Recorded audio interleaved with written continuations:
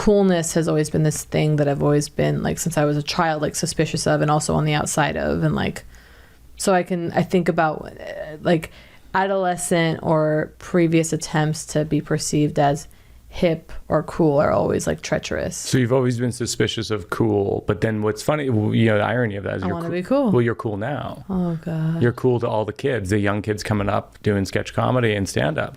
They're like, oh, she and John are the cool ones. I fucking did it. I texted you the other day because my wife Jenny and I saw Cinnamon in the Wind and laughed so hard. Oh, thank you so much. People say that to you every day, probably? No? People come to me and go, your special Cinnamon in the Wind, which flew under the radar. Yeah, my wife and I were dying last night. No, that's why I was so thrilled when you texted me that. So thank you. Has it flown under the radar? Well, it's just first of all, it's sort of a weird situation because I shot it. Bo Burnham directed it. We shot it in 2019. Wow. And then 2019. Yeah. Those are the days. I know. I had so much ahead of me. And if I may, FX buried it. They buried it. They just were like, no. They just like wouldn't air it. And it was strange because it was like, no one's going to care either way. You know what I mean? They wouldn't air it. They owned it, but they didn't air it? They just like wouldn't air it. They wouldn't give us any answers. It was very just like... Do you think they didn't like it? Yeah. How do I put this? Yep. I think that's exactly what it was. Yeah. I think they just like didn't have confidence in it. To the listeners, I'm saying this and it's an understatement. The idea of someone seeing the special that I saw, Cinnamon in the Wind, and saying, we don't think this is either A, funny, or B, worth airing is extraordinary to me. Like extraordinary. Like I don't want to know that person. Yeah. Me neither. But did you like re-edit it or something? No. Like there's no changes? And I thought, I'm like, well, I'm sneaking in under the overcoat of Bo Burnham here. I'm like, I get you might not give a shit about me, but what about that guy? Who like runs comedy. Yeah, so it was just sort of, it was unfortunate because it was he's like the avatar of comedy right yeah, now. No. He's like, hey, do you know Bo? Like you say, hey, I'm a comedian. I go, yeah. Do you know Bo? But yes. Yeah, so I mean, I don't know. I mean, I guess they thought it was a little weird or hard. I don't know. And here's what's really funny. Now I'm just going there hard. Yeah, go there. No, but it's also this thing which I always return to with like making things. It's sometimes just liberating. Like I was talking to my friend recently who was working on something and freaking out about it. And I was like, if this helps at all, like no one cares. Right. It's like, even if like, about which part? Like that it was buried. Like, no. Like, making something. It's like at the end of the day, no one really cares. Right. It's like your own experience of making something, but no one really cares. Right. Like, I mean, like art is powerful and we all love things, but like if the thing, what I'm saying is, so when it finally came out, I was like, I'm probably going to get a Harry and David's basket from FX. I was like, here comes the champagne. And then it was, of course, just like, they told us it was coming out like 3 days before it came out. No. Yeah, they were like, it's actually going to drop next Wednesday. Which was weird because it was also the week that my show Kate was opening up off Broadway. Yeah. So it was just like, all right. So it was just it was like there was like no ceremony, which is fun. How much of a ceremony do I need? A little bit, maybe. Yeah. Maybe Harry and David's basket. How about a little Harry and David's? How about a candle? Yeah. And so I was like anticipating the gift that never arrived. And then of course it just went out and never heard from them. It's fine. Who cares? God bless them. I'm still available. I still want to work with you. Yes. Available and want to work. I know how you can make it up to me. Yeah. Harry and David's basket. Yeah. I bet they hear this and they get Harry and David's basket for you. That would be really cool. I hope so. And then bear the hatchet. So with Bo, now that's 2 projects with him because he did Kate, the solo show you did, which I love, and he did Cinnamon in the Wind. Yeah. Are you going to do more? We'll see. You don't know. Life is long. Yeah. Yeah. But it's a deep relationship. Like I've done 5 solo shows with Seth Barish. It's a deep relationship. Oh, like yeah, you have to really like go there with him like a lot. Yeah. Totally. Because the thing that I love about that special so much is that it does the thing, and I was texting this to you, it's like it does the thing that you hope specials do, which is it feels like you're in the room where they filmed it. And specials never feel like that. That's so nice. Thank you. Okay. Just to give context for the listeners, the titular line, Cinnamon in the Wind, is life. I'm quoting Kate. Life like this show is cinnamon in the wind. It's just whoosh. You know, it's gone. And you're just there left cursing the air like there was spice here once. Oh you my know, God. that's all it is. It's hard to admit, but you know, life is short. I like that. Life is short. And then my favorite line, write that down. Oh my God, to hear it in your mouth scripted. Wow. Yeah. It's But yeah. the cinnamon in the wind line, what I love about it is, you know, it's you know, life is short. I like that. Life is short. Write that down. It's like, to me, that encapsulates your sense of humor and the aesthetic of the show, which is like, you're saying things that are, of course, true, but they're with a layer of irony, but also they're true. Yeah. It's a pretty good metaphor. Yeah. Yeah.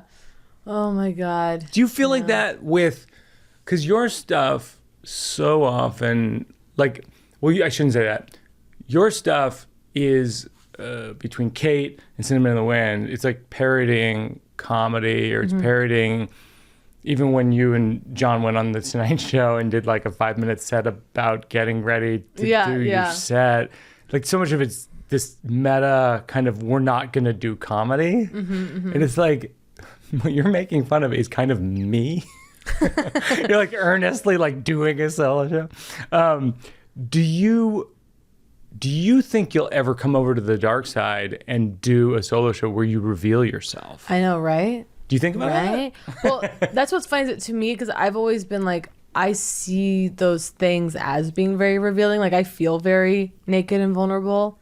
that in your show? Yeah, yeah. No, I get that. Yeah, so I'm like, well, I'm particularly like with my stage show, Kate, it's like, it was my first time doing like a truly scripted, like written thing that wasn't relying on improv. There's no improvisation in the show. I mean, there's a couple parts. There are 2 parts that change every night a little bit, but I mean, I don't want to give anything away, Yeah. but it kind of can't be, right? Because there's technical elements no, that totally, you're it can't stuck in. be. Yeah. Which was really liberating, because I'm just really used to, with stand-up, of course, there's material that I repeat and like, of course. Yeah. But a lot, when I approach stand-up, so much of it for me is still based on like things changing in the moment and finding things as they happen, which is really exciting, but also really scary. And I get very nervous before shows. Yeah, I do too. When I'm in that position where I'm like hoping like something's going to happen that I can't anticipate yet or control.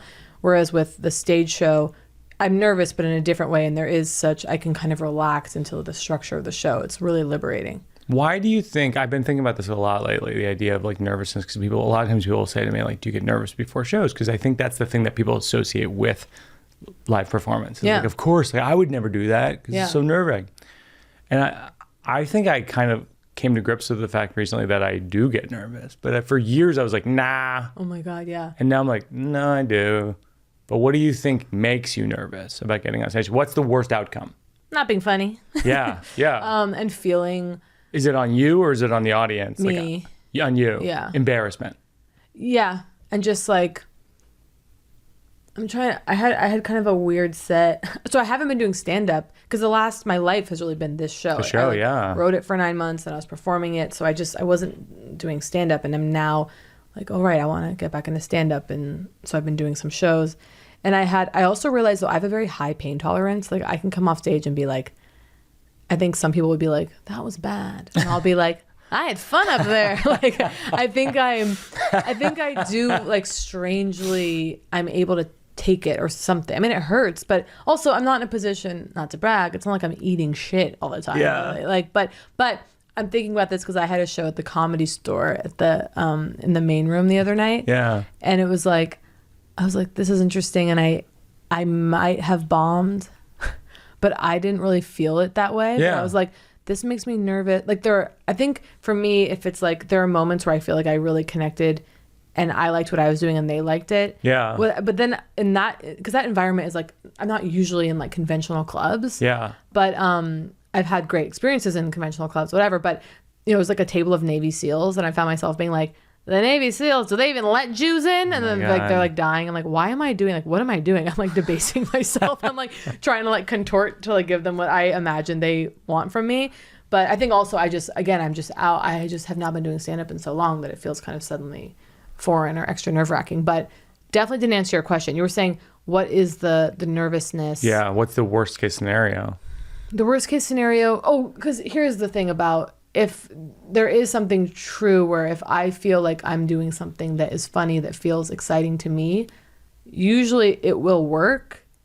Yeah. And what doesn't feel good is if I do something that I don't love and it doesn't work. Yeah. Then it's like, why did I do that? Right. Like when you feel yourself not actually finding something new, or you feel like in other words, you don't even stand behind the concept and then you performed it for strangers. Yeah, or you do something that just feels you're like, oh, I'm like not in this, but I'm just doing it because it worked or something, and then they're like, they don't like it. You're like, oh yeah, of course you can feel it too. Yeah.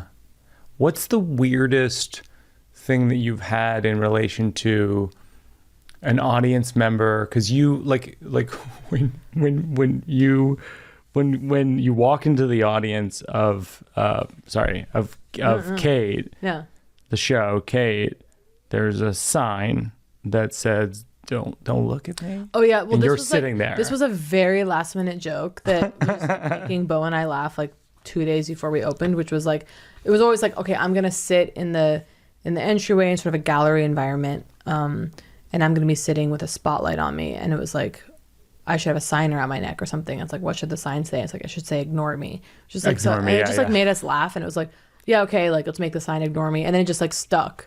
And so then that just, it's one of my favorite things about the experience of the show is like, it was so many things like even like when you go to the restroom in the basement at that theater, like there's signs all around and like the experience was somehow, in kind of a Sleep No More kind of way, like it's a full theatrical experience, immersive theatrical experience, but at the same time it's also just a solo show. Yeah, it's like immersive, but it's also like, you know, about this woman trying to create this experience, and it's like not really the thing. Like it's like like I had some people would come in, like I remember hearing there was like some people that came in and they were like, oh, like it's serious or something, like they actually I was like, God bless them, they're like, oh, like and this like sweet like older one was like, that's the artist, you know, like whispering around me. People were really reverent of me, like me sitting there with the like so, and then of course some people would just immediately start laughing, or they would just like, they would feel the absurdity of it. But yeah, there was a real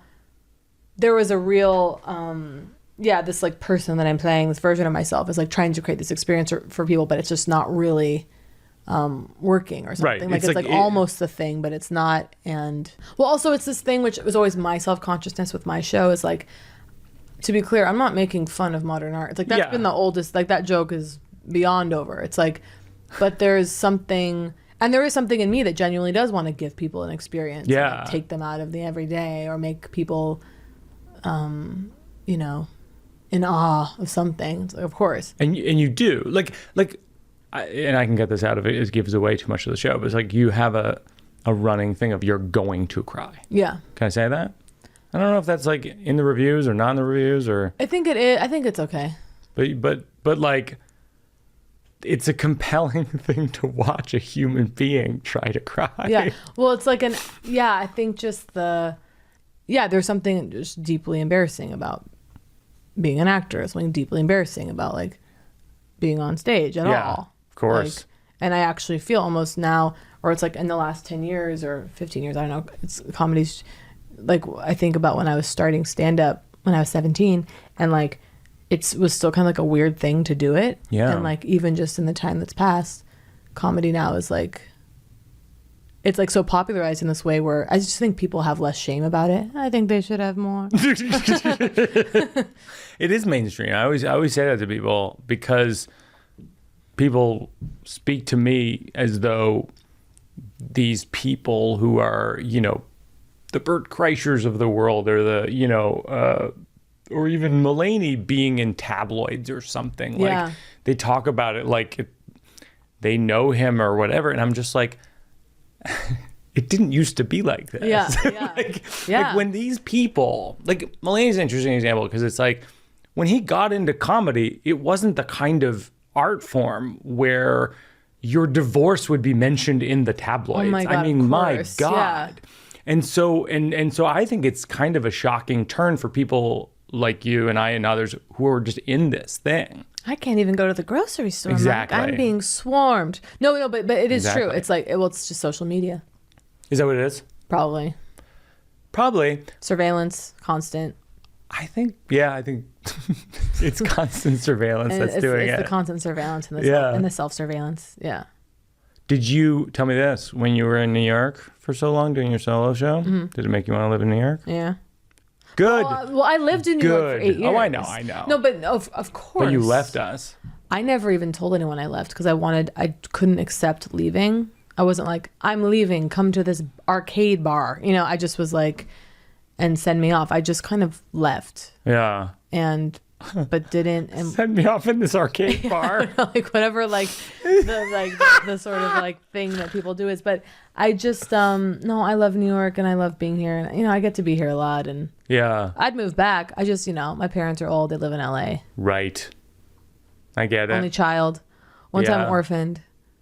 Yeah. Which won't be ever. They'll never die. Then, you know, but I love both places and. This is from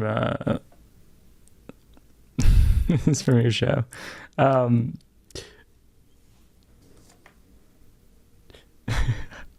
It's sometimes, I'll admit it, hard being the only artist in the room. Oh yeah. My brother Joe goes, I find this statement exceptionally bold. Yeah. Well, then I say the only true artist. Yes. Yeah. Yes. Yeah. Do you ever get people who don't get the joke of you in your shows? Yeah. I mean, I'm sure they're there, but to me, I'm like, I identify primarily, like, I just want to be silly. Right. Like, that's always the goal. Right. And that's always, yeah. So. But what if people don't get that it's silly? Like I can't help those people. But you did this thing on the Today Show that it was so good. You were talking about you were in Don't Worry, Darling, and you're great in it. It's a great movie. I talked to Nick Kroll about it on here too. But you're talking about how the actors were intimidated by you because they're such big fans of yours. Yeah. And you're saying it with you're like Harry Styles. You're like, oh, yeah, it was really hard for him to be around me. And, yeah. Which I'm like, it's like almost like too obvious a joke. It's not though. It's so funny because there's this moment where they don't quite know if it's a joke. And I'm like, I do not have that. I can't do that. Yeah. Do you ever get nervous like right before and go like, oh, I can't? Like you thought of that before you went on. Yeah, I mean, I think, no, something like that to me, it's almost, it's just so absurd. It's like, where Harry Styles is nervous to be around me. Yeah, he was breaking on set. Are you intimidated by any of these people you work with? So it's like, you get cast in like phenomenally cool projects. You're in Abby Jacobson's show, you're in Tarantino's movie, you're in Olivia Wilde's movie, like all these things where it's like, these awesome directors. Like, is there a point at which you're just like, oh, actually, this is unnerving? Oh, yeah. I mean, the Tarantino of it all. And to be clear, I had a scene. You know, I'm not trying to, let's be clear. No, Once Upon a Time in Hollywood. Once Upon a Time in Hollywood. Boots Riley's another one. Yes. Yeah. No, it's, I mean, the Tarantino thing is like a joke. I mean, it's like a life dream. It's like weird, right? Gun to my head. Like, who are the people you would kill? You know, it's like, yeah. And so, that was... Who would be those people you'd kill? Oh, you know, I mean, who are the big dream? You know, I'm a normal person. I'm like Tarantino, Paul Thomas Anderson. Yeah. You know, of course, like, just those two. No, there are plenty, but I mean, it's like, yeah. But who would you kill? Who would you kill to work with them? Oh yeah. Who would you murder? Right. Who would I kill? Yeah. Anyone I don't know. No, it can't be. It can't be someone you don't know. It has to be specific people you've at least met. You've at least met. Right. Or they die non-violent. Yeah. Yeah. It have to be like Patrick Borelli or someone who like we know. I wouldn't even shoot a dog. But when you were working with like people like Tarantino or Boots Riley or whoever, like, do you have a moment of like, A, are you nervous? B, afterwards, do you feel better in some ways? Like I worked with Tom Hanks and Mark Forster on A Man Called Otto. And actually afterwards, I feel more confident as an actor because I'm like, well, I'm not afraid of that anymore. Yeah, I think there was a thing. The Tarantino job was funny because my character is not like funny. Like, of course, like all his scripts and dialogue are so funny. So it's like there's no escaping that it's comedy or whatever. Yeah. But it's like my character wasn't like I had to look in my I remember being in my trailer. I was like looking in myself in the mirror and I was like, you need to calm down. don't cross your eyes, relax. It's not about you. It was like, serve the script. Because I had the urge to be like, look what I can do, daddy. You know, like I wanted to like, but it's like, no, I'm just like there to like execute this. It's like, it's like a simple scene. It's a clear scene. Like, don't make it about you. But of course I have the desire to like, because that was also just a straight up audition, like cattle call audition. Like he didn't know me as a comedian or anything like that. So did you put yourself on tape? I went in, and that's actually what that thing did, because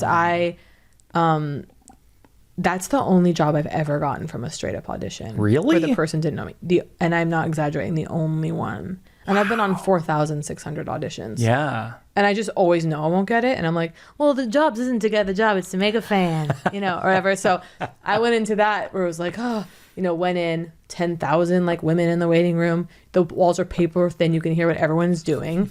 I had to like go out in the hall and be like, because I just was like, I'm going to just start like parroting what I'm hearing through the wall. And then, you know, went in, did it once, left, thought, there's no way I got it. And then I got the call. That's so cool. So yeah, but was very nervous, but he was like so unbelievably lovely and generous. And like, he knows what that experience means for me. He knows I'm walking onto like a crazy movie set there for 2 days. Like he understands that this is a big deal for me. Yeah. What I've heard about working with him is like also like he loves making movies so much. I mean, that's exactly the thing. I was like, he is like laughing all day, like truly like Yes. loving it. It was just like, thank God, my God. He loves what he does. Yeah. Like, dude loves what he does. Just, loving it. Well, another thing, I heard him say, watches his own movies. Yeah. If it's on TBS, Pulp Fiction's on. I'll watch it. Jackie Brown. So cool. That rules. He loves movies. Yeah. Dude loves movies. He loves his own movies. He's really good at it. He should. Yeah. Do you, you're thought of and described by the Times and other places as like a trailblazer of like modern alt comedy, that people are like doing versions of you. The Times, folks, not my words. Not my words, yeah. not Kate's words. What if the Times says it? What do you, when you see people doing you, so to speak, good, bad, how do you feel about it? No, oh my God, don't do this to me. No, I'm like completely. Keep it in. Well, by the way. Keep it in. By the way, we're all, it's like the history of everything is like doing, you know, of course. It's like when I was thinking about when I was starting stand up, and I was doing like a Sarah Silverman, Eugene Merman like mashup. Okay. Or I was doing, it's like, oh, your early stand up. Yeah, like, yeah, it's we like, all are. I was like, doing Mitch Hedberg and Greg Giraldo and this person, that person. Yeah. You know, finding your fucking shtick. Yeah. Yeah. So you don't begrudge people that when you're like, you're doing me. It's, of course, as you can imagine. That's actually me.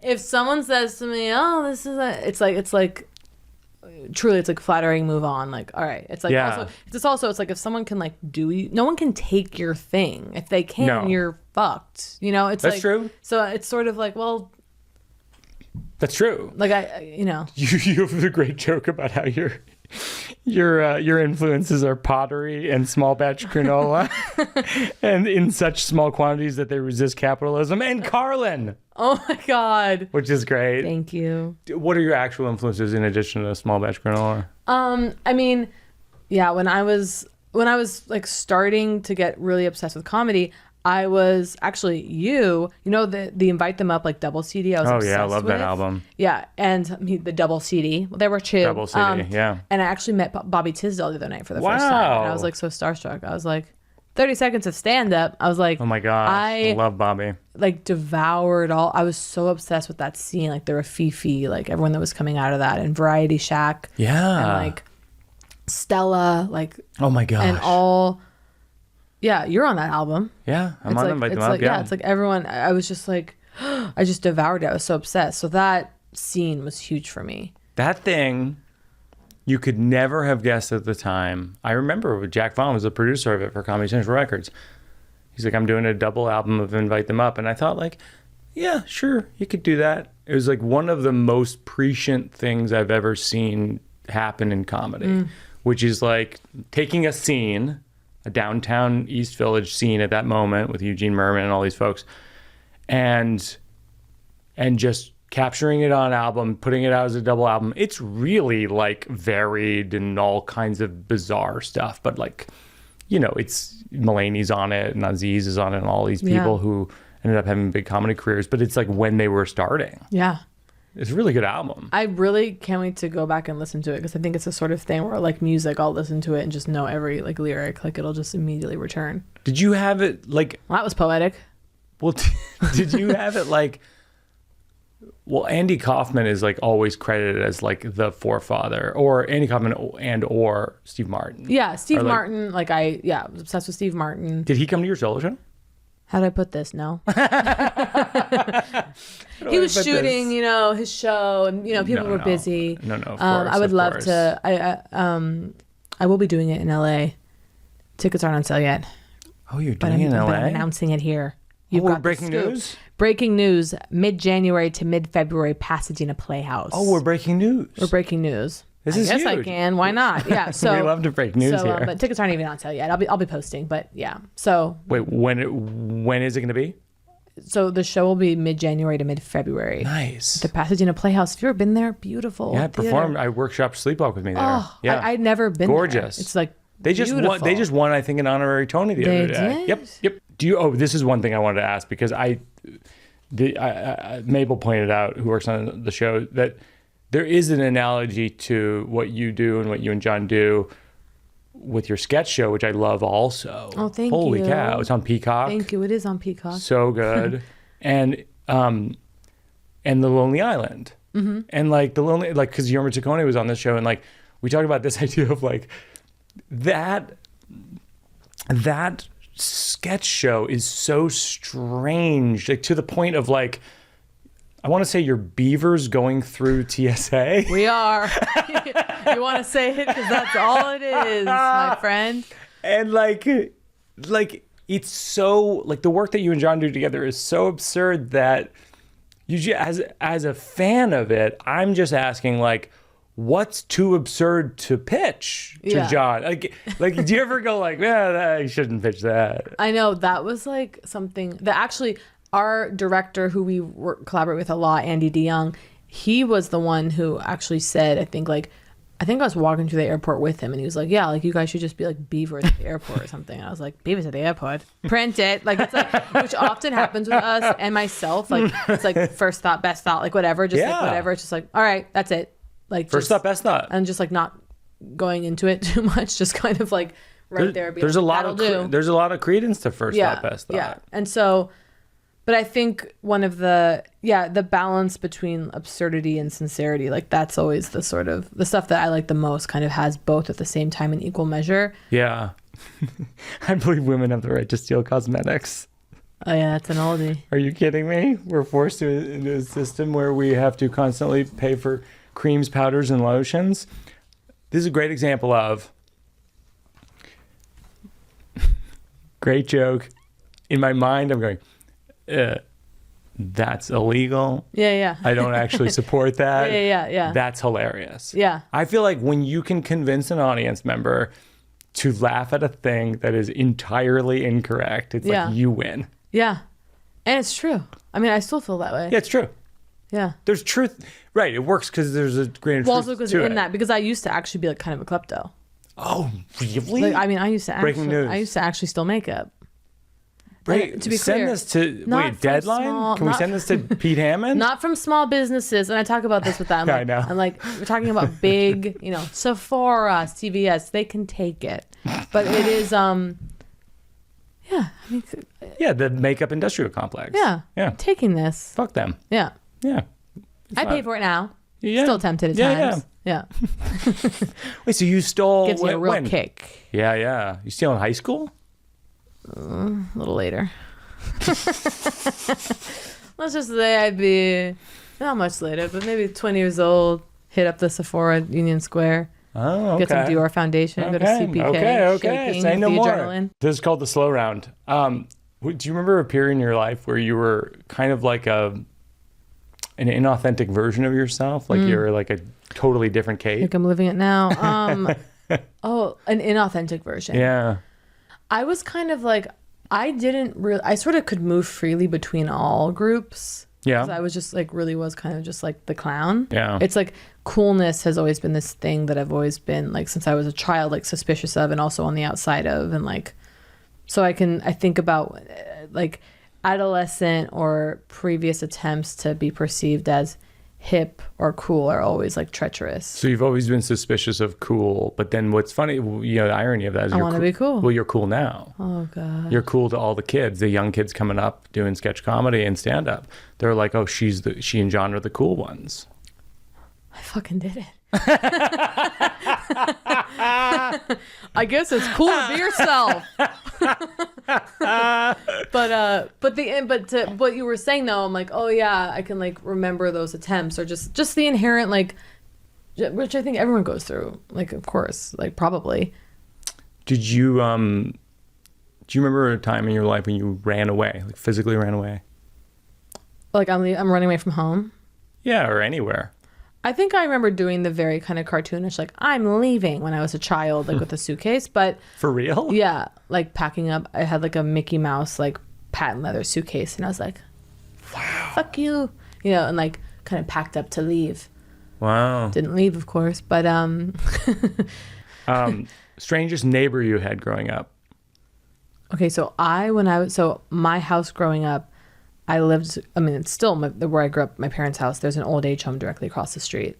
And so there would always be like, I remember I would hear in the middle of the night, like, just like the screams of someone like lost in like the deepest madness.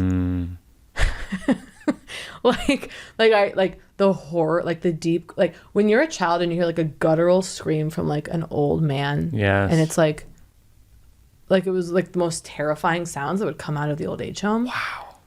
There was a guy who used to sit on the corner in his wheelchair and he would blast the radio at like 4 a.m. Wow. And we would hear it. It would be so loud in the house. Yeah. And I remember my parents were like, can we get him headphones? Like, can we get him headphones? Remember that was it. It was like, we want him to be able to do that and go out. But like, can we just, like Radio Raheem and do the right thing? Just like, yeah. Yeah. Yeah. Did you have what's your worst or best nickname growing up? I went by Kitty like my whole life. Oh, that's sweet. And my parents still call me Kitty. Kitty. And like people that oh my gosh. knew me from when I was a kid, they still call me Kitty. Kitty. Yeah. Love that. I went by Kitty till I was like 11 or something. When I started in comedy, my writing mentor in college tried to convince me to change my name. And one of the ones I considered for real, Mickey Birbiglia. And the reason why That's incredible. This guy John Glavin, who's brilliant. He was like, then you get Mickey, you get the Irish, and then Birbiglia, you get the Italian. He's like, I'm telling you.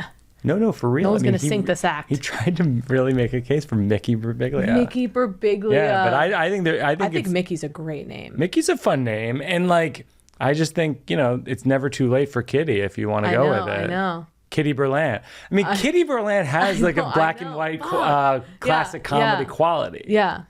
Kitty Berlant here. I know. What was wrong with me? I should have stuck. Kitty Berlant, she's got it. And I can't do it now. Her career's on fire. Yeah. Ladies and gentlemen, Kitty Berlant. Well, I don't even know if you have this. What's the biggest assumption people get wrong about you?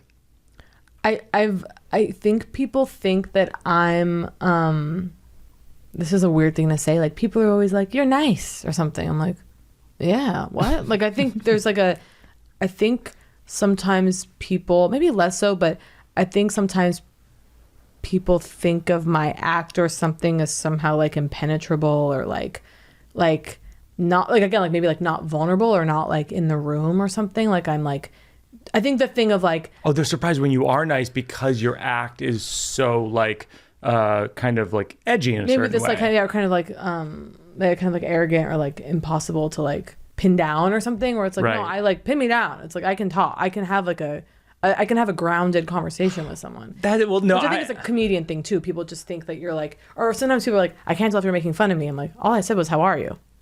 Right. No, I think that's interesting, because even I had that, like when you and John came to Old Man in the Pool, like I fear your judgment, not because of our conversations off stage, but because on stage you're just like you're a knife, you know what I mean? You're incisive and you're so I'm thinking in my head when you're watching, like, I hope Kate likes this. Oh my God. But that's so what it is whenever like a comedian or like someone you admire and think is good comes to see you. It's like terrifying. Oh, yeah. Yeah. It was when I came to your opening That night was so fun. in New York, it was like murderer's row of every comedian ever. Oh my God. Did that throw you at all?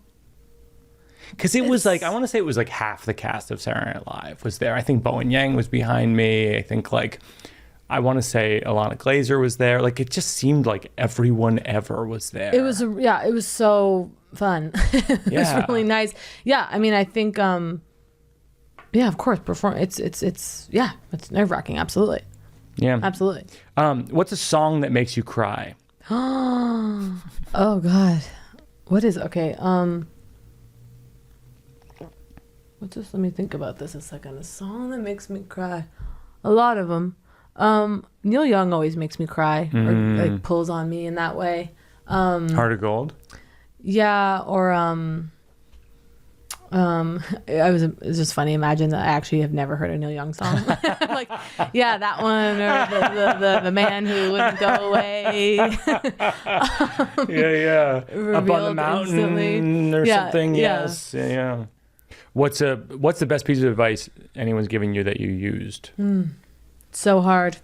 I think, well, we're talking so much about my show, Kate, and Bo, who, you know, was my director and worked with me on that so intensely. Like, he would just kind of tell me, like, tell the story. If I would get absorbed in, like, different details or performance notes, it's just like, tell the story. It's, like, very difficult. That kind of simplicity is hard to achieve or just to remember. It's just like, yeah, like, just tell the story. Yeah, well, I talk about that I'm working with Alex Edelman on his solo show, Just For Us, right now. And, like, we often talk about how it's just the story. Story's a star. And sometimes that's enough. Yeah. I always think about Frances McDormand winning, was it a Golden Globe for Olive Kitteridge? I don't know, but I love that miniseries. Never read the book, still plan to. But she, of course, in classic Frances McDormand, she like won her award and she got up there and she was like, she's always a great speech. She was like, sometimes a well-told story is enough, and just walked away. And I was like, yeah. Oh, is that what she did? Yeah, ain't that the truth? Oh, I love that. Or which sometimes a good story is enough or something. Yeah, it was like that. I was like, it's the truth. That's a really Which is also something John, I never went to acting school, but John did. Yeah. And I feel like something, or you know what I like? Or it's like reading David Mamet's book, True and False, about acting. And I love how scathing he is about school and like training, I think, because I was rejected from acting school. So I like his whole thing of like, stay out of school. Like, I like that. And what he says, he's like he just like eviscerates the idea of like theater school. Oh, interesting. And he's just like, you know, he kind of talks about it as keeping you as this like endless like amateurism. Oh, and that it's wow. like, and he talks about acting as being athletic, like this like emotional deep dive of like, well, who am I? Let me go into my past and he's like, stand still and like speak clearly. And I like that, just sort of that, like the athletic practice of performing and kind of getting more into that and less in the intention or like whatever emotion you're bringing. It's like, it's athleticism. There's a great thing that Mamet said in one of his books that I remember where he's just like, do the action, say the words. That's probably True and False. And it's just like, yeah. Like the more I do this over the years, the more that I find that to be true. Yeah. The other one people say is keep it simple, stupid. Which is just like, just keep it simple. Just do it. Yeah. Just do the thing. Say the words. Or, you know, Carl Jung, we don't solve our problems. We just grow bigger than them. It's like, no, they're always there. It's like, you just have to like, you aim to somehow like build a self that can transcend them or that can become bigger.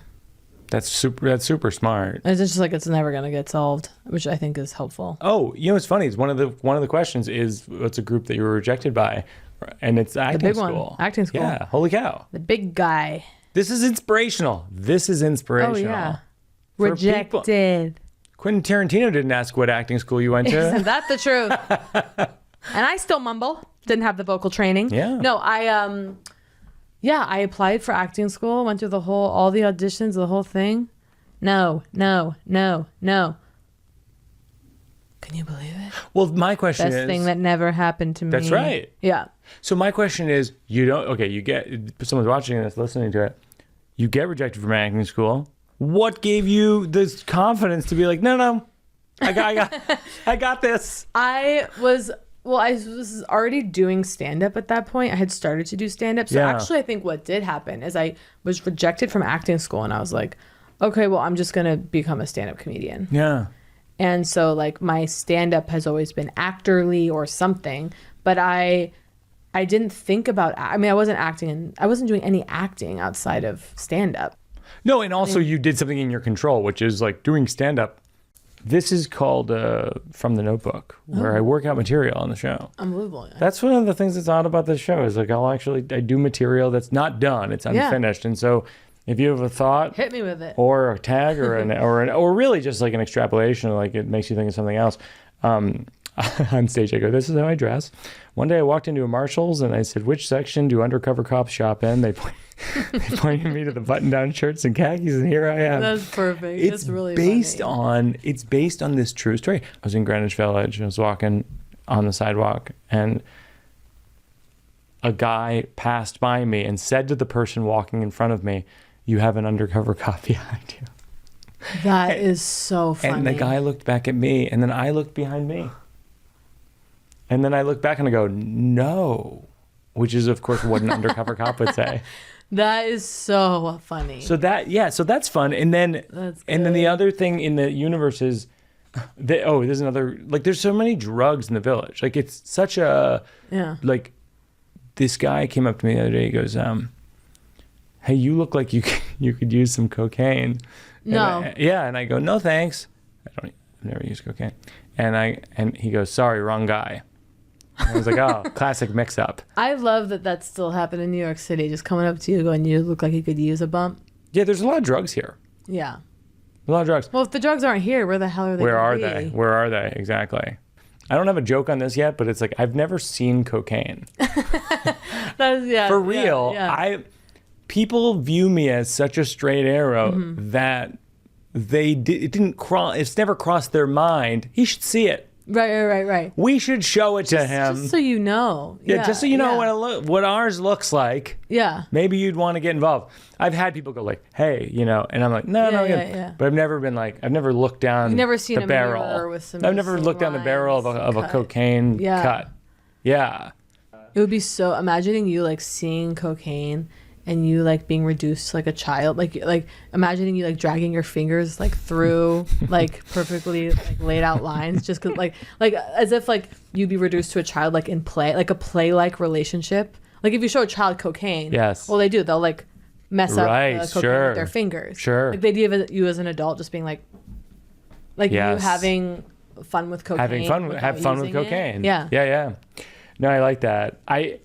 I actually, so I take Klonopin, which is a downer, and cocaine's an upper. So theoretically, a cocktail of the two could be helpful. Yeah. But I wrote this down. My doctor prescribes 1.5 milligrams of Klonopin. Pretty surprised she trusts me with the half cut. Like a majority of the time, it's like me crumbling a chocolate chip cookie and then like licking up some of the cookie dust. Yeah. Like that's what it is. I hope that's the right pills. dose. Yeah. It's not a clean break. No. Doesn't feel like a 50-50. Do you have one of the little pill slicers? I do, but it doesn't work that well. No. I don't find. Yeah. I don't know. And then I wrote, after 20 years of taking this Klonopin, I looked at the side effects because I didn't want to for years. I was like, I have to take it. I don't even want to think about what the side effects are. So I looked, memory loss, depression, poor motor coordination. I was like, well, that explains my personality. Oh my God. And then and then this is the part that really worried me. Long-term users may write one-person show. That's good. It's fun. Oh my God. Yeah. So that's like my little chunk on drugs that I'm working on. That's good. It's good. And then can you imagine if you stopped the Klonopin and then to bring back Mickey, you just like to bring back Mickey Birbiglia? Had a complete personality shift. Oh, you know what? We'll end on this. The other day we took Una to see her parents and her grandparents in Florida. And it was very sunny. Jenny and Una both got freckles, and Una said, I think a great joke to Jenny. She goes, Mom, it's like you drank freckle juice except it worked. I was like, oh, so strong. That's so cute. So strong. Damn. A few minutes later, Jenny says to Una, it's like you drank freckle juice except it worked. And Una starts crying. I go, Una, what's wrong? She goes, Mom stole my joke. No. I was like, welcome to showbiz, wow. kid. Yeah. That's deep. 8 years old. Yeah. Get used to it, girl. Life comes at you fast. Yeah. Yeah. It's a lot. Yeah. It's a lot. It is a lot. That reminds me of a joke that I've never been able to figure out fully. But just talking about how the fact that life is consecutive. Yeah. Like you're born and then you're alive the whole time. Yeah. Until you die. Yeah. Like there's no escape. Yeah. Yeah, it's hard. There's no break. The only break is death. Yes. I mean, that's why people do drugs or do whatever. Yes. But it's like yeah, it's that's either it. death or right. drugs. You got to show up every day. You got to show, yeah. You'd think there'd be time off. That's all I'm saying. You'd think you'd get to like maybe live it out in chunks. I heard a thing recently, a psychologist said that actually really affected me in a positive way, which is, he goes, every day when you wake up, your tendency is to think of the past, things in the past. Mm-hmm. And the best thing you can do is just write down things you want to do today. Ooh. Just focus on that. And I started doing it. So much happier. Yeah. Isn't that a good one? Yeah, totally. No joke. Are you I mean, I write my journal every morning. I write my journal before I go to bed at night. Oh, you're a night one. Yeah. I actually have it because I'm traveling. Like I haven't done it the last week. I feel the effects. Does it help you therapeutically? Yeah, without even kind of knowing it, I think because it is just like maintaining habits is really difficult for me, but that's a habit I write down my dreams every morning. I write my journal that's every good. Morning. Yeah. I always say to Jenny, I go like, if I die, burn the journals. Totally. I've been thinking about that. Woo! Burn the journals. Sometimes I write them almost for publication. Oh. Sometimes I go, God, this is good. Or sometimes I'll write something and I'll go, no, I find I do this. I'll write something and I'll go, God, listen to myself. To be like, I'm aware. Yeah. For the reader to be like, Jesus. Oh, okay. She's saying, oh my God, listen to me. Like, that's a good bit though. That's a good bit, like editorializing your own journals as you're writing them. Arrows. What an idiot. Yeah, what an idiot. Yeah. What's a nonprofit you've given to before? Oh yeah. So I a while ago gave to this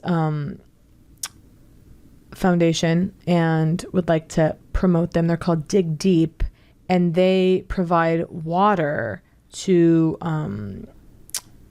specifically I think the Navajo reservation, but it's like 40% of like indigenous communities like don't have water. Oh my gosh. 100% of the donations to Dig Deep go to this attempt to close the water gap in the US.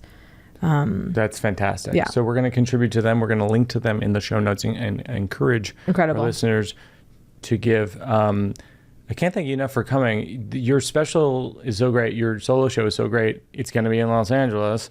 People, I mean, it's going to be sold out wall to wall. People should get tickets like right away when it goes on sale. I am going to be doing it in London in September. Oh, me too. No, I'm September, doing London? In the pool in September. In London? Yeah, where are you doing it? I'm doing it at the Soho main stage. Never been. Oh, that's great. I'm doing it at the Wyndhams down the street. I was in this movie called Eternals, yes. Big Marvel movie. Yes. And it came out and it got really bad reviews and it didn't do that well. And it like shattered me too much. And that's when I was like, oh, I need to like go to therapy to figure this out. No kidding. What was it? It was so, first of all, people have way bigger problems than this, much bigger. Not everyone's in Eternals. Not everyone's in Eternals. It's so wild because you and I have known each other for probably 20 years. That's the thing. I'm like, when I think, I'm at the age where people I don't think I've known that long, I've known for 20 years.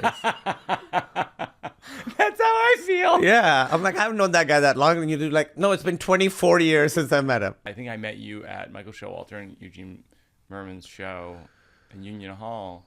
But you were immediately great.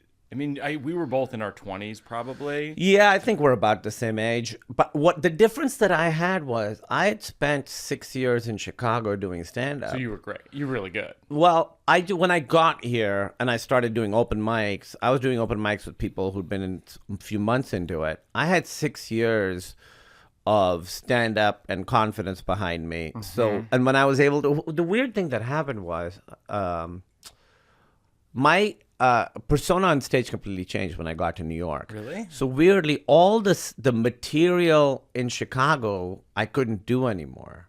But It was like a persona? It was like a character? it was a character. Really? It was sort of like a really nervous guy because I was really nervous going up, and I was a big fan of Jake Johansson, and so he Me too. sort of took that on, and then I remember specifically I was doing a show in Chicago, and I just watched an episode of Star Trek that I really loved, and I was like, oh, too bad my persona doesn't allow me to talk about it on stage. And then I was like, oh, that's I gotta fix that. If something is exciting that I want to talk about on stage and I can't, then I've limited myself too much. And so from then it was an act. I was like, oh, I have to be myself on stage. It was like 5 or 6 years into it that I was like, okay, I have to do that. And then when I got to New York, people, at least the alt scene, was allergic to the stand-up delivery. You couldn't really you had to like hide your punchlines. You know what I mean? Oh, I know all about this. It had to be like, oh, this just came to me. Yeah, yeah. Meanwhile, you spent hours. I literally just thought of this. On the walk to the stage from the back of the room, I just thought of this. You got to trust me. You had to bury the punchline. Totally. I would never write jokes. Because it's lame, because it's effort. Lame. It's effort. Cringe. I don't like effort. It's cringe. That was totally the vibe here. Yeah. And so because of that, I was like, oh, I can't do any of that Chicago stuff. Wow. So, but then throughout the act, like prior. A lot of people said that at the time. Everyone was kind of saying that. Throughout the old Vegas act. I just couldn't do it. I would have loved to have done it, but I'd had 6 years, and then I finally understood who I was on stage at that moment, at least for back then. Right. And then when I started I spent 2 years in New York, creatively still the most fulfilling years of my career, because I wrote so much. I wrote constantly. I wrote the bits I'm most proud of in those 2 years. Yeah. It's so funny because I had almost the exact character pivot on stage, which is I was in DC and I was... Is that where you started? Yeah, in college. Right, you were at Georgetown. Right. I worked at the door at the DC Improv for a few years. And my character was just like a little dumber version of myself. Mm-hmm. And...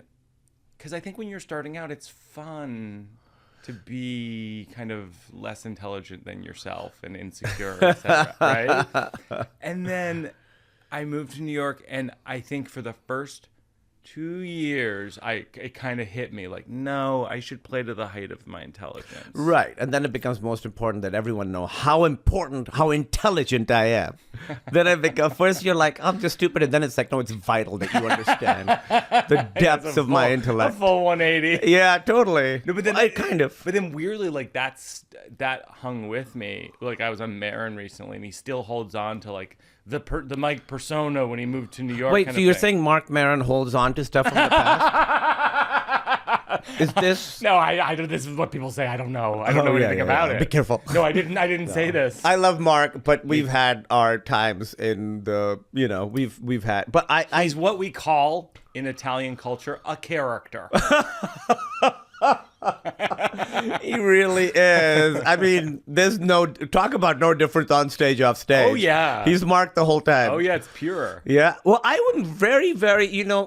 I think Mark specifically right now is a great advocate for good stand-up comedy. Oh, he is. Because I think we're in an age where a lot of stand-up is becoming sort of similar, talking about the same things, and Mark is really out there being like, this is what, there's good comedy, and he's kind of trashing the stuff he doesn't like. True.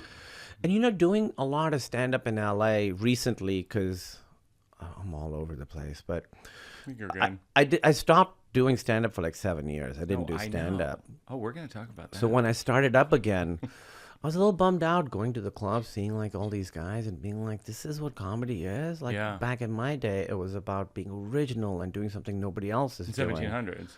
In the 1700s, yeah, it was. We didn't have mic. We had to project. You know, you had to breathe from the diaphragm. Yeah.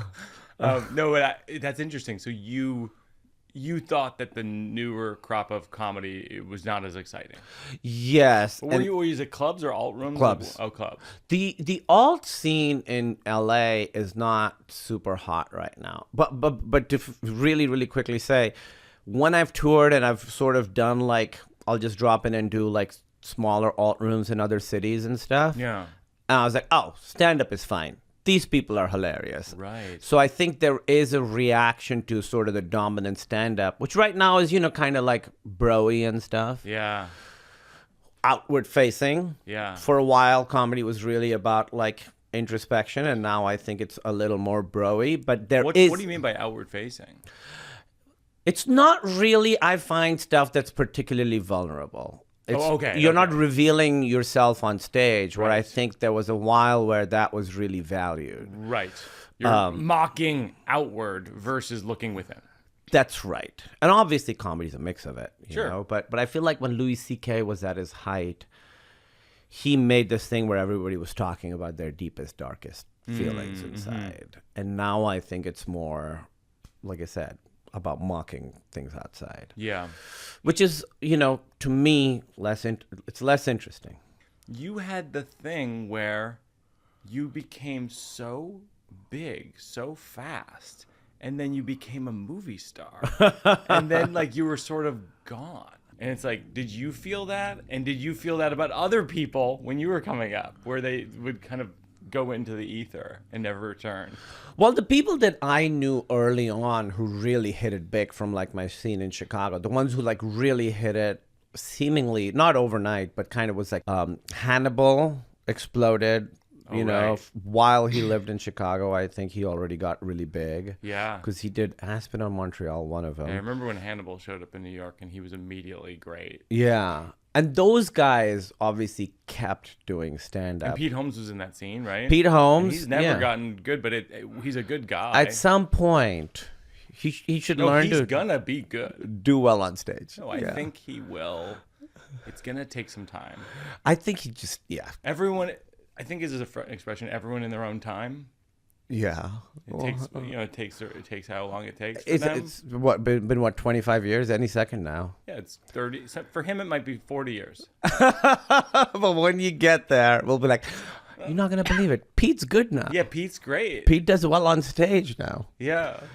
Still one of the hardest people to follow. Like when I went back to stand up, you're just like, Pete is hard to follow. Fuck, I got to go up after Pete. I have to follow this fucking camp counselor meets youth pastor who will bully audiences into laughing. Like if they don't laugh, he'll be like, "You should be laughing. The joy inside you is dead." You're not big laughing. Why is wrong with? No, it's you. Exactly. Yeah, he does that, and it works. No, it works. He does an impression of you that you don't like, right? I don't think it sounds like me, but then other people's impression of me sounds like Pete's impression of me. So I'm like, all right, I guess people are experiencing me differently than I experience myself. What would be a good impression of you? There was a guy who, do you know Drew Michael? He's a very stand-up. He doesn't do it on stage, but he does an impression of me that I'm like, that's really pretty good. What is he pulling out? What is he's pulling out? He's getting very into nerd stuff and like Lord of the Rings, comic I believe. Books, Lord of the Rings, sure. Pointing out like logical inconsistencies in movies and TV shows, which was sort of what I did for many years. Was like, I didn't realize that's what I was doing, but a lot of my bits were about movies and TV shows I liked. One of the first things I thought when I saw you, whatever it was, 17 years ago at Union Hall, was like, oh, this isn't Kumail's first language. Yeah, no, I first language was Urdu, but now I mean, I think I'm truly bilingual in that. Do you think in Urdu or English? Both. You think it both? I do. I think the foundation is still Urdu. Yeah. And I know that because if I'm really tired, if I'm speaking to sometimes I'll say Urdu instead. Yeah. When I wake up first thing in the morning, I'll start speaking in Urdu and then be like, oh right, this one doesn't understand it. Although she's been learning for a few years now. Wow. Emily has. So yeah, so I think that's the base. But I truly think I dream and think in both languages. It's not. I'm not translating anymore. I always think about it though, because you're 18, you move here to go to college, go to Grinnell, and then you do stand up in college, or you go to Chicago to do stand-up? Only my senior year. I did like one set each semester. Guess how much time I did my first time? It's for stand up? First set ever. Long or short? Come on. Long. Yeah, that was gonna be my But it guess. wasn't just me, it was a bunch of people. You did like a half hour? I did 30 minutes. Yeah, my yeah. first time on stage. Come on! I've seen it all. No, I know what you mean. I actually find that is one of the things about when people are really nervous about doing stand-up, like for the first time, they're like, I'm not going to have enough time. And then they fucking run the light and do a half hour. Right. Oh, you've seen that. Classic, yeah, it's a because they classic thing. also don't understand. The I don't have enough time thing means they're about to run the light. For a while. That's so funny. That's because that's what Pete always says. I don't have anything to talk about, and then Yeah, well, he still does it. runs In the fairness, light. he does it. Of course. Yeah. But you're also like what Pete said before. You not only he's going to murder, he's also going to go over and like because you're like Apatow too will run the light. oh, Judd does Apatow, that. I don't have anything to talk about. Yeah. And then 40 minutes later, still on stage.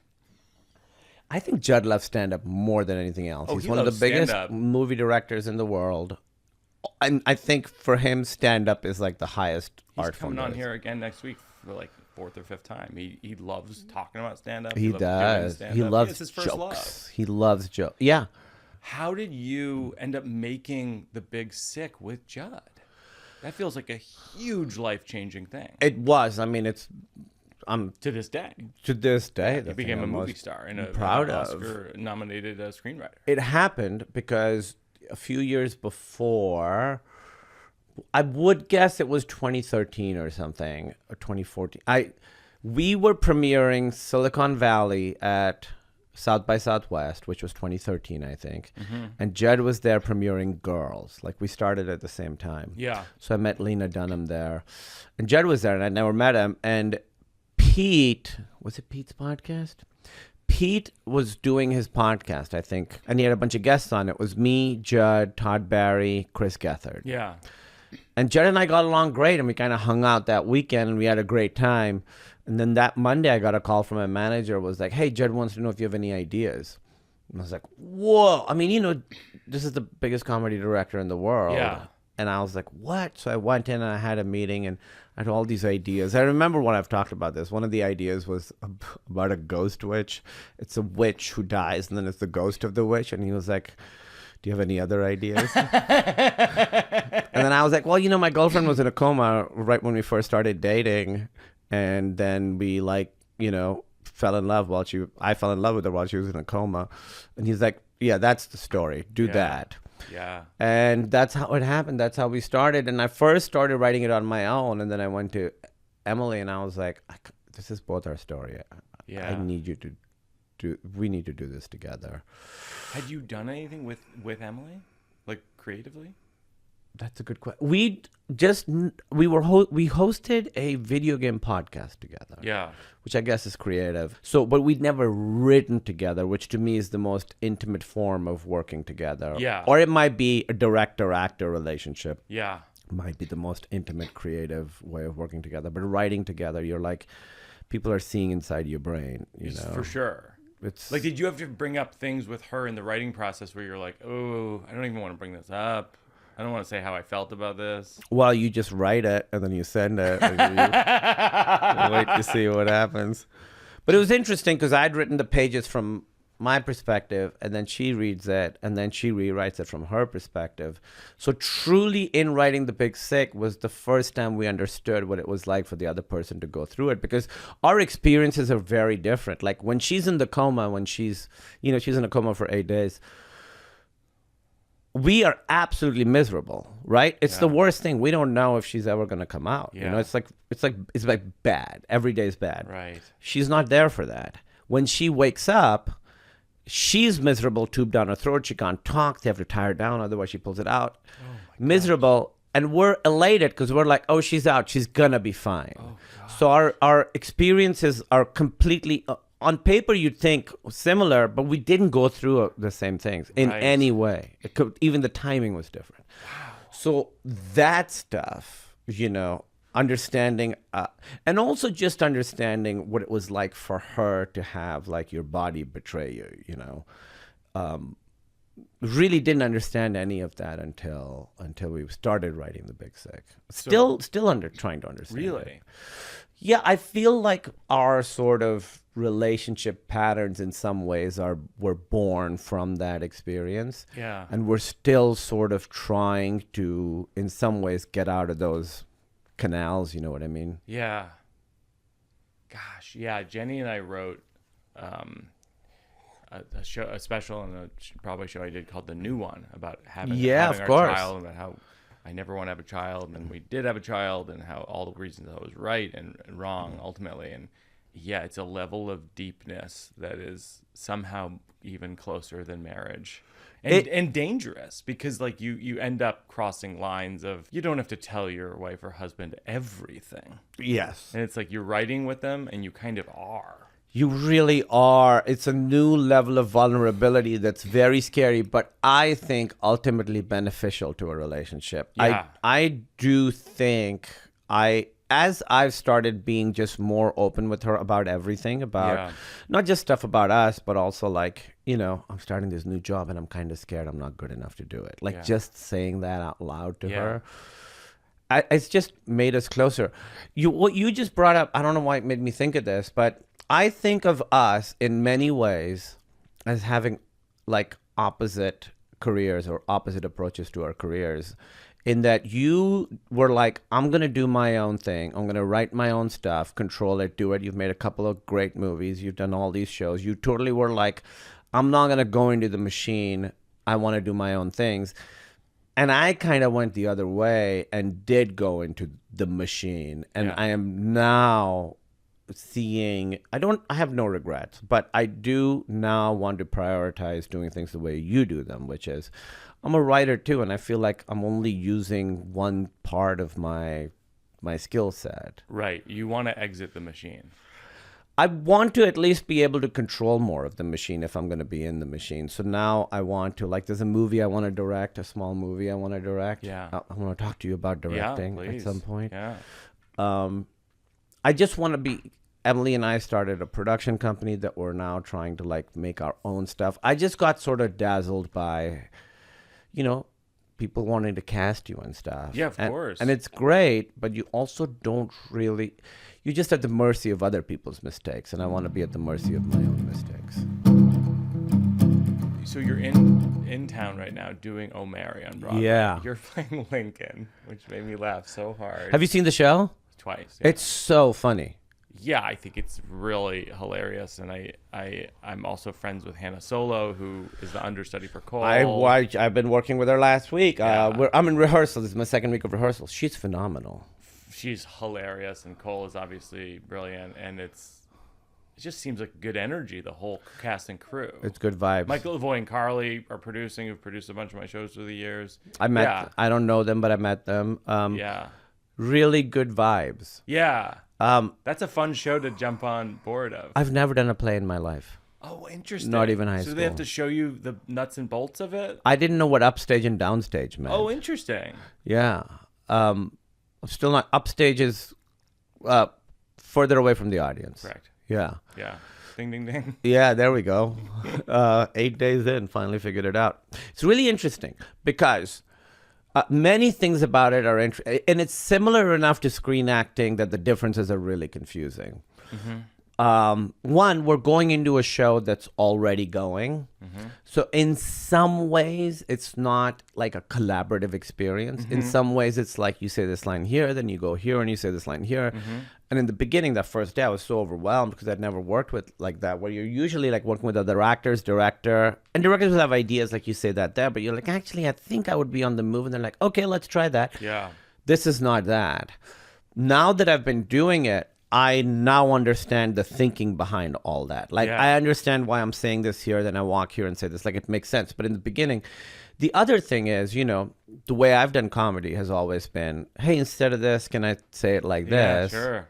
And you have to be word perfect on this. You Yeah. can't. So for me, that was a big adjustment. Especially with the pacing of this comedy. Yeah, it's go, go, go, go, go, go, go. And if you miss it, it probably has this weird chain reaction downstream of someone else's line having the wrong tempo. Oh, it is like, it's like 300 people like walking across each other like at the perfect time. It's almost like a British farce. It is. It has like a really specific tempo. And they keep saying you do not hold for laughs. You plow through. Oh, is that what it? You Oh, say the that's line, say the line, interesting. say the line, say the line. There are 2 moments where they said you hold for a laugh. Otherwise, No kidding. go, go, go, go, go, go. And I think they say that because when you're there, I still haven't done the show yet. Yeah. Naturally, you'll have the instinct to hold a little bit for the laugh. Yeah. I assume that's fine. They just don't want you to like really live in it and milk it the way that I do when I'm doing stand-up. You Yeah. sort of like let the laugh go, and then you don't like let it go to zero, but you like kind of like ride that wave for a little bit. Yeah. It's what if you just ignored them, and then the show just starts running 2.5 hours? I'm just improvising. Oh, it's the Kumail edition. I of think O'Mary. I think I think I'll be gone. But I'm really, really loving the process of rehearsing like this because there's 2 things. One, the worst thing about filming is always you do the scene, you're on your way home, and you're like, oh shit, should have done it like that. Yeah. Theater, you get to do it. Theater, you get to go home and be like, you know what? I'm gonna try it that way tomorrow. Yeah. Really, that has been very exciting, and working with the directors, it's been really, really, really fun. The other thing is, for me, when I'm like doing stand-up or doing acting, I don't think about comedy in terms of how I deliver it or timing. Like, I just have to sort of really shut my brain and go on instinct. Yeah. So before I say it, I don't know how it's going to come out. And that's the way that I have to do it. That's the only way I've learned to trust myself. And it works for me. So if I'm preparing for a movie, I'll prepare everything else. I don't prepare the comedy. Yeah. I just go, we'll see what happens because that's what works for me. Here, it's different. Like you said, it's ta-ta-ta-ta-ta-ta-ta. So it's got to like really hit it the way that you hit it every single night. Yeah. It's got to be the same. And watching other people... like I'm working with Jinx Monsoon and Jen Harris, who've done a lot of theater and are absolutely hilarious. But seeing them dial in moments, not mathematically, because that makes it sound soulless, but with some sort of intellectual component to it. Yeah. I always think of comedy delivery as having 0 intellectual component to it. Mm-hmm. Seeing them do that has been really interesting. And for the first time, I'm understanding like, oh, you could do the same joke the same way with the same timing and have it be as hilarious every time. Yeah. For me, the instinct is to like try and do it a little differently every time, Yes. at least on set. Are you studying up on Lincoln? Are you No, not at all. You should read the book at least. From If a few years anything, ago. this version of Lincoln's more like Richard Nixon, if anything, who's like sort of like worked up Right, and angry and right. sweaty and hates himself That's and true. all that kind of stuff. Yeah. It's like that. So do you think about timing? No. Like when you're doing your No. shows? No, right. No, as a matter of fact, that's what I was kind of getting at when I was saying, like, when I first saw you do stand-up, I was like, wow, this is his second language. That's so shocking because I would think, like, the natural timing of your first language would be the thing that you were essentially studying subconsciously your whole life to get a rhythm, and then you're in English. And it's like, how do you have timing in English? I wonder, I've never thought about that. Is comedy timing different in Urdu and English? I come from a very funny family. Like my parents are very funny. Yeah. There must be crossover. There's gotta be in the timing. It's gotta be similarities because it's all about surprise, and I bet it's similar. What helped me, I think, to sort of get a little bit, I guess this is a little bit esoteric, a little vague. The structure of the language, the sentences is so different. Like Urdu is left to right, English is right to left. English is left to right. Sorry, I have to always correct you on your Urdu. Urdu is right to left. And then, the where we put verbs and subjects is different. Yeah. And so I think that makes you generally kind of approach things a little differently too, where you could sort of see like different ways to approach a thing because there are different ways to structure a thought. This is called the slow round. Who are you jealous of? Am I now? Who am I jealous of? Yeah. Seth Rogen. I'm jealous of him. Seth Rogen's, he's doing great work. I think Seth has done Seth and Evan both have done what they wanted to do their entire careers. They went into the machine for a second and then realized, no, that's not how we do best. He's created his own work. He's gotten like an infrastructure, and I really look at his career. And I've seen him get better as an actor as well, He's a really good better actor. better as a writer. And so I would say I'm jealous of what he has built. And to their credit, they made that show in the system, but with full willingness to blow up their own careers. Yeah. I feel like sometimes people forget that. Dude. Like, you can't go so hard at an industry and expect people to be like, way to go, you've really nailed us, like over and over again, and expect people to be like, great. Using specific stories that Yes. where the people know this is based on me, and then they talked about it in interviews. Oh, that's based on that guy.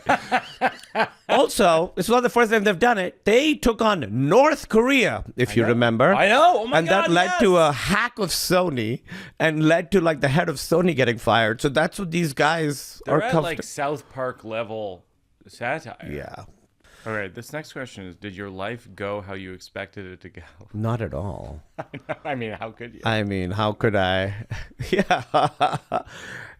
I really think if there are all the parallel universes, this is the only one where I'm successful. Like, I think things just lined up just right. Yeah. Like, I know exactly the right place, right time thing for every single step that led to the next thing. Yeah. I know, like, oh, I got lucky because I was here at this time, and then they needed this, and then I got lucky because this. It just sort of worked out. But that can't be true. I mean, like, is there a through line to, at each step of the way, something you did or an attitude you had or like an approach that you feel like put you into the next rung?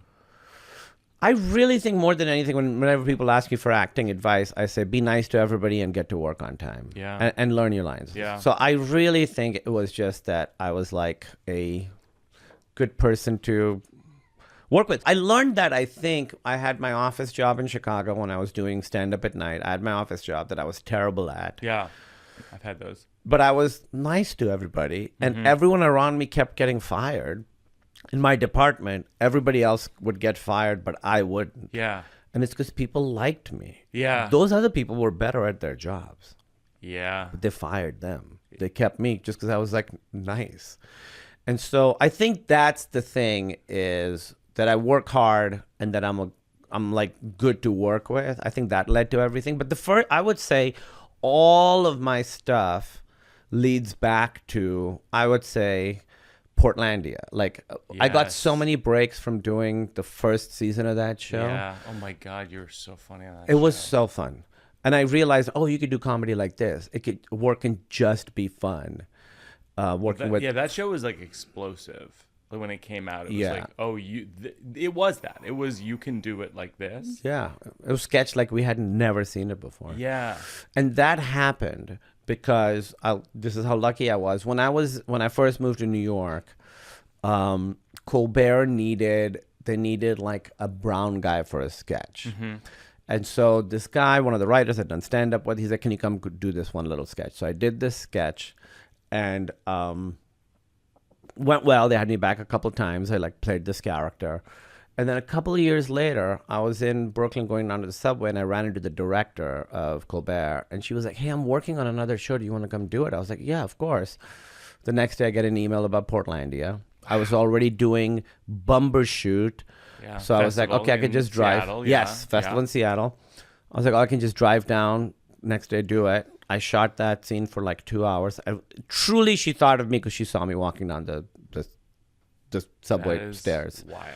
And then that sketch led to every job I've had. Like that little 3-minute sketch changed my life. That's a case for living in proximity to other comedians and creators. I think that's the thing, I was always like, work and personal relationships are different. Like work with work people, personal relationships with friends and family. And I've learned, no, work with your friends. It's so stupid that I, for years, didn't want to do that. Yeah. And now I see people like, Rob, his name's Rob Mack now. Yeah. Who does Always Sunny. Yes. Always works with his friends. James Gunn always works with his friends and family. And they have a lovely time. Yeah. Because they trust these people. Why don't you work with Pete Holmes? I said friends. I said lovely people. What's the best piece of advice someone's given you that you used? Actually, Pete gave me this advice when there he is. When I first was moving to New York, he was like, and this is not something I'm necessarily good at, but in this work, he's like, you can never compare yourself to other people. He's like, I've seen talented people get eaten from the inside because they're like, why? I should have that. Why does that guy have that? And he named a very specific person who we know who's a very funny comedian. And he's like, I've seen it make him bitter. Yeah. And so that's the one thing that when I first moved here, I was like, all right, I'm only comparing myself to myself and to nobody else. Yeah. It's still, it's still hard to do, but it is a good, like, sort of guiding star. Yeah, I always think about it try to think about it in relation to, like, I can't compare my thing that I just started to what someone else already finished. That's very hard. It's hard. Where you're like, how are you so good and this is not good? Yes. Yeah. What nicknames have you been given that were particularly good or bad? Well, so these will be Urdu based. So, in high school, Nanga, the word Nanga means naked. Yeah. And the bullies in high school called me Nanga Johnny. Yeah. And Johnny means love. And I really, really, really hated that. Really? And up until recently on Wikipedia, under aliases, they would say Kumail Nanga Johnny because one of these fuckers had gone in and like edited Wikipedia. That is hilarious. I think it's gone now. I haven't been You're on my getting own. trolled by your high school bullies as a grown-up? Yeah, dude. That's crazy. That's the thing I realized. I was like, all through my 20s and 30s, I was like, I was very social. I was going out. I was like, I'm cool, whatever. And then I was like, I'm so different from the way I used to be. And now in my 40s, I'm like, I'm the same person I was when I was 14. Yeah. I'm like, I'm still that guy. Only difference is I now like that guy. I used to not like that guy. That's the only difference. And in my 20s and 30s, I tried to be a different person. And now, I'm like, no, this is who I've always been. How'd you arrive at that? It was pretty recent. It was earlier this year where I think doing a lot of therapy and stuff and just being like, when will I be rid of these fucking problems? I'm like, why do I still feel like this on the inside? And you're trying to hide it from people and you realize like, oh, when I was 14, I was worried about these things. And now I'm 47 and I'm worried about these things. And I was like, that's just who I am, I guess. That's just what it is. And instead of fighting it, I just have to like acknowledge it and deal with it the best I can. And the things that are my insecurities at 14 are still my insecurities. The things that I value in myself are still the things I value in myself. The things that I value in other people, same. Well, you've won the slow round. Is that how it goes? I mean, that's a really good answer. I mean, that's as good an answer as I've heard. Oh, that's better than Pete's answer. Oh, yeah. Come on. Pete is, I mean, we keep having him back on the show, but it's only out as the working it out material section. I'm at this odd stage right now. I just released a special. Yes. And so I'm figuring out what, like, I don't know, what I'm going to talk about, so to speak. And so I have like a lot of like odds and ends. So let me ask you this. Yeah. This is an interesting thing because obviously you do these shows that are like about a certain thing. Yeah.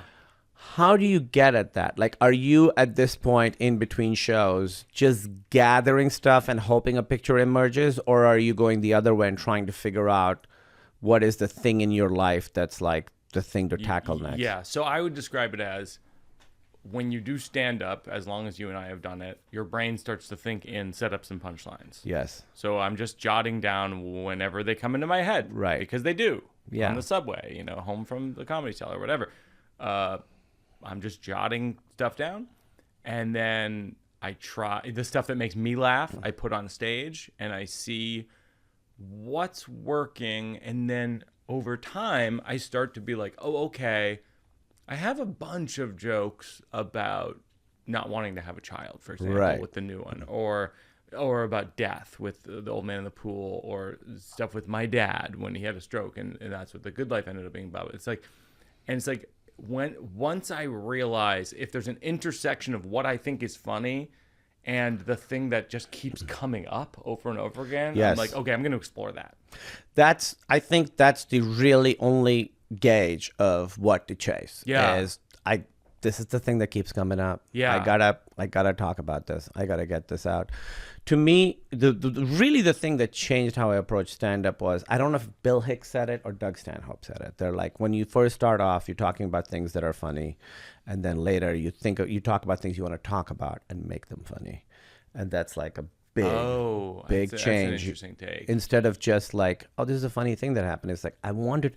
So like in the new special, I don't have kids. Yeah. I have a cat that I love very much. Yeah, I know all about it. And her, not it. Oh, I'll say it though. Okay. She and I have a close relationship. She's fine with me saying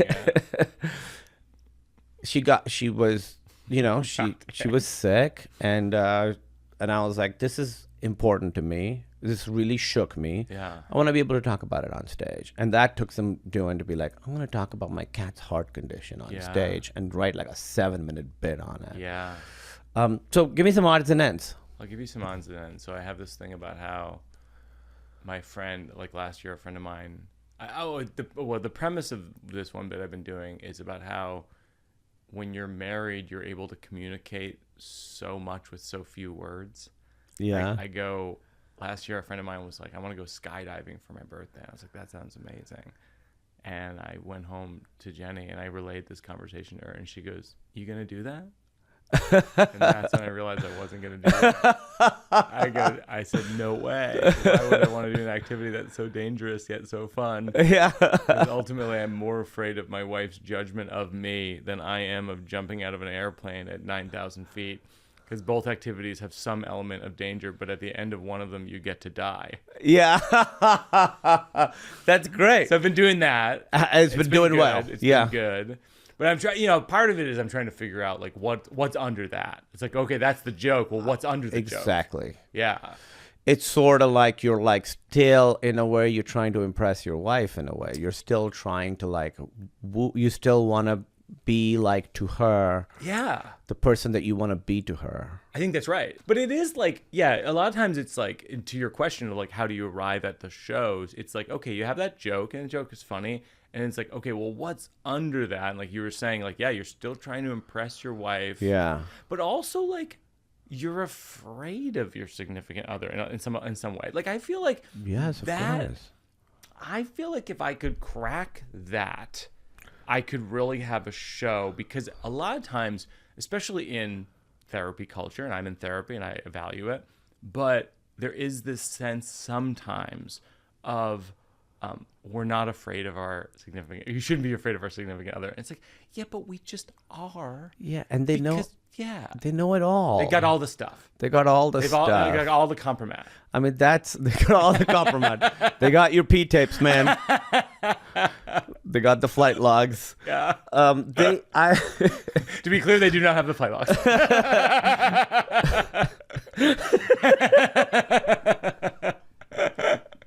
Just to be clear, just to clarify, since there are no logs to be had. There's a lot they don't have them because they do not exist. Yeah.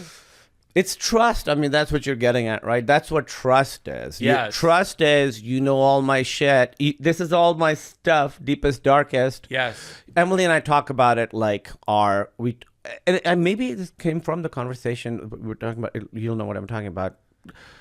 like my little kid. We talk about like, what's your little kid's thing that's like the thing that is most hurtful to you, that is most painful to you. Yeah. So we each know what our little kid When is. your 14-year-old self, what is the 14 most hurtful? what is the thing that gets to your bones? So you talk about that with Emily. Yeah, Wow. we do, and then I think it's trust. It's like I'm not saying that's necessarily funny, but it is. I think ultimately you have to trust that this person is not going to choose one day to just fucking maul you with all the ammunition they have on you. Right. That's what a marriage is. Yeah. Yeah. So I have that. And then I have a joke sometimes I follow it with where I go, Jenny doesn't love that joke because she doesn't like it when I evoke my own death. Which is true and sweet. And I go, but it's a little hypocritical because she seems to enjoy my presence most when I'm doing activities that are as though I'm not alive. Like when I'm not moving or speaking and my heart rate is low, it is so hot for her.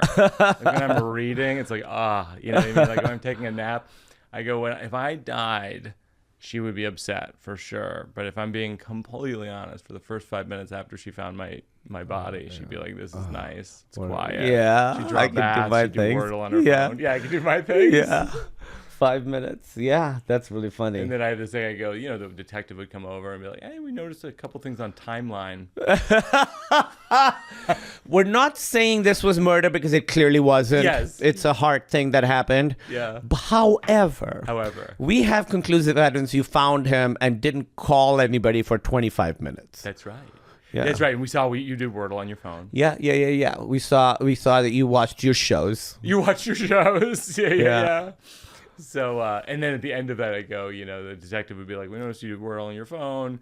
And she'd be like, yeah, it calms me down. And he's like, no, I'm only asking if me and the guys had a hard time with the word today. Yeah, like, that's we great. always think of fluff as a proper noun, like marshmallow fluff, and not the verb form to fluff, to be fluffed. Plus, it has 3 Fs out of 5 letters. What are the odds that once you guess 1 F, 2 of the other 4 squares would also be F? And then they'd have a moment together, and he'd be like, what are you doing later? And she'd be like, today's a hard day. My husband just died. And he'd be like, oh, I'm so professional. And she'd be like, tomorrow's fine. Tomorrow's fine. Yeah. That's great. Which That's is really another, funny. And that's another, what's under the joke kind of thing, which is, I think, a broader discussion of, that whole thing of sometimes people have this thing where they go, oh, if I died, you should see someone else or whatever. But then it's like, how soon? Yeah. I mean, this gets too dark, so I'm not going to talk about it. But that is something that's been in our conversation. What's it called? The Rolodex recently is how long after someone passes away is it okay for them to date somebody else? Do you have any bits you're working on? They're half complete or premises. We could talk about it. It's now the last 15 minutes of my stand-up set. Oh, are you serious? Wait, can we talk about this, by the way? Yeah, for sure. What is it? What is it? I talked about how I was in this movie that was a big movie that, and it came out right after COVID, so I had a year and a half at home to just be like, oh, when this thing comes out, when this... And it came out and it got really bad reviews and it didn't do that well. And it shattered me too much. And that's when I was like, oh, I need to go to therapy to figure this out. No kidding. What was it? It was if people, it's the movie called Eternals. Okay. Yes. Big Marvel movie. Yes. And I was like, oh, this is going to be my job for the next 10 years. Because Right. you sign on. I signed on for 6 movies. I signed on for a video game. I signed on for a theme park ride. They make you sign up for all this stuff. Wow. Yeah. And so you're like, oh, this is the next 10 years of my life. So I'll be doing, Marvel movies every year. And then in between, I'll do my own little things, whatever I want to do. And then none of that happened. But for me, what really hit me was just realizing too much of my self-esteem is tied up in other people's reaction to my work. Yeah. I gotta figure. It was so. First of all, people have way bigger problems than this. course, yeah. Much bigger. Not everyone's in Eternals. Not everyone's an Eternal. Honestly, too many people are, though. There were a few too many people. There were a few too many people in Eternals. If the reviews are to be believed. I love the movie. I'm very proud of the movie. But Here's the list of people who I think should not have been in the movie. Joking. You're not going to get that from me.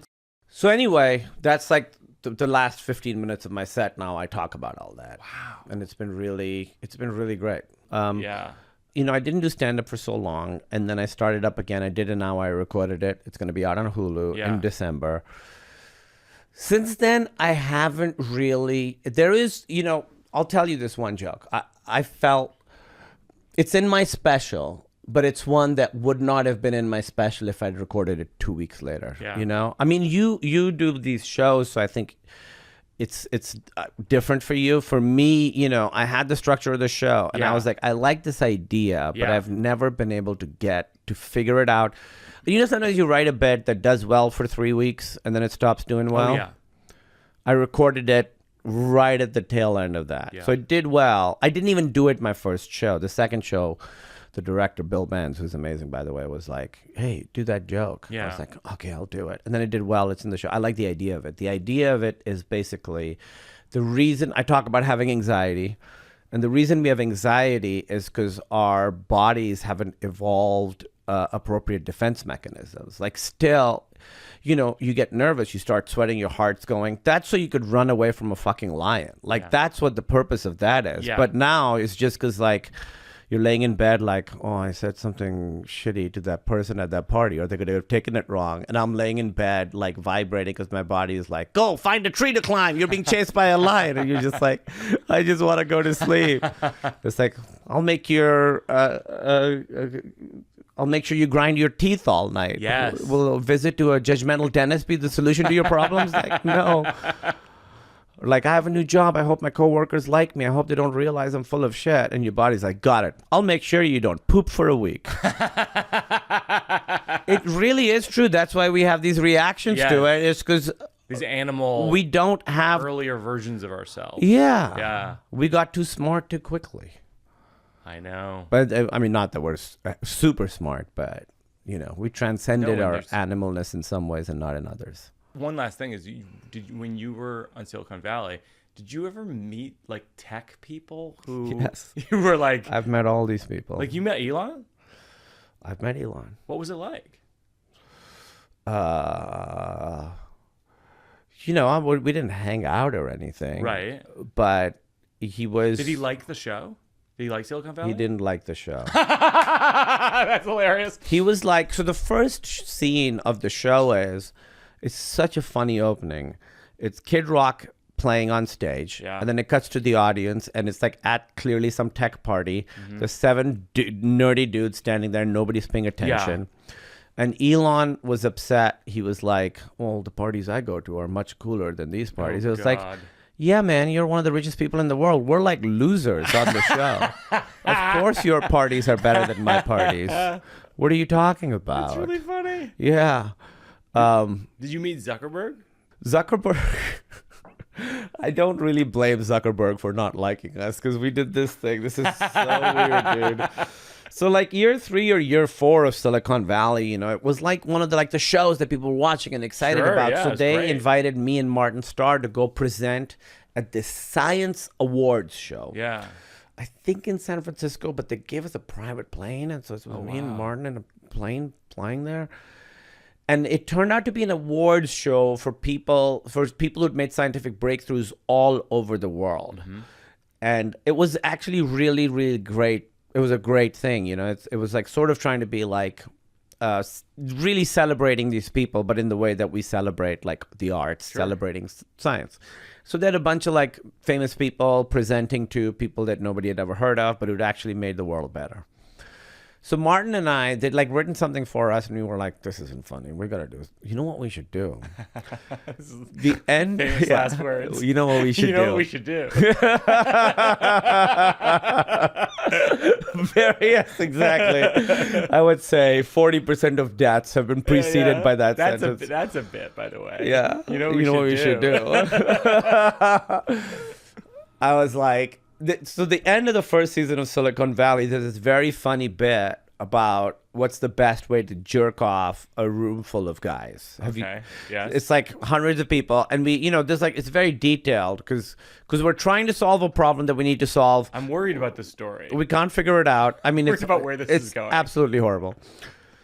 And so truly, it's about like, well, the best way to do it is if there are like 2 dicks tip to tip here, 2 dips tip to tip here, because then you can like jerk off 4 in a row, but it's got to be the height. Like, no, it's not the height, it's dick to floor ratio, because that's what needs to line up. Also, the girth needs to line up, because otherwise so all this, it's really like a very long scene of nerdy math guys doing math on the best way to.